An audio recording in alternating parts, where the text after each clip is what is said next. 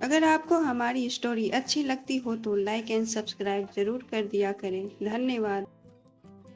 ये कहानी best inspired story परोपकार की भावना परोपकार के बारे में है। बहुत समय पहले की बात है। एक प्रसिद्ध ऋषि ने अपने गुरुकुल में शिष्यों को शिक्षा दी थी। उस ऋषि के गुरुकुल में बड़े बड़े राजा महाराजाओं के पुत्रों से लेकर साधारण परिवार से भी शिक्षा लेने के लिए बच्चे आते थे।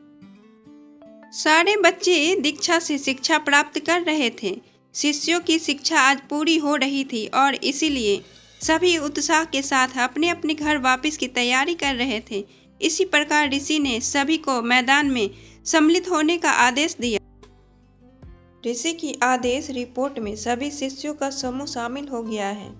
ऋषि सभी से कहते हैं कि आज इस गुरुकुल में आप सभी का अंतिम दिन है और आप यहाँ जाना चाहते हैं। सबसे पहले आप सभी एक में भाग लें। इस दौड़ में आपको सिर्फ दौड़ना नहीं है, डूबना भी होगा और अंत में एक अंधेरी सुरंग से भी गुजरना होगा। आप सभी इस दौड़ के लिए क्या तैयार हैं? सभी शिष्यों ने एक स्वर में कहा, हाँ गुरुजी, हम तैयार हैं। अब दौड़ शुरू हो गई है। सबसे तेज गति से दौड़ना है। वो सब अंत में वह अंधेरी सुरंग के पास। उस अंधेरी सुरंग में बहुत अधिक अंधेरे थे और जगह जगह पत्थर भी पड़े थे। पत्थर के कठिन होने से सभी शिष्यों को पीड़ा हो रही। जहां अभी तक दौड़ में सभी शिष्यों का एक समान मत रहे थे, वहीं इस अंधेरी सुरंग में सभी का मत अलग अलग हो गया था।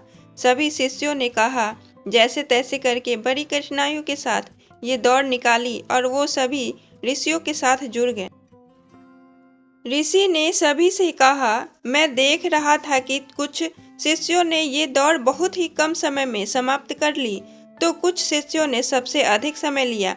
ऐसा क्यों हुआ? ऋषि की बात से आश्चर्यचकित एक शिष्य ने कहा, गुरुजी, हम सब लगभग एक साथ ही दौड़ रहे थे।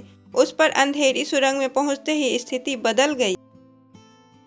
कोई दुख को संभाल कर आगे बढ़ रहा था तो कोई दूसरे को धक्का देकर आगे बढ़ रहा था और कुछ लोग तो अपनी जेब में टुकड़ियां डालकर आगे बढ़ रहे थे ताकि दूसरे लोगों को बाद में आगे बढ़ाकर पीड़ा ना सहनी पड़े। इसीलिए हर दौड़ को पूरा करने का समय अलग अलग। ऋषि ने कहा था, ठीक है, अच्छा है। अब मुझे ये बताएं कि आप लोगों में से किसने पत्थर की गठरी अपनी जेब में रखी है।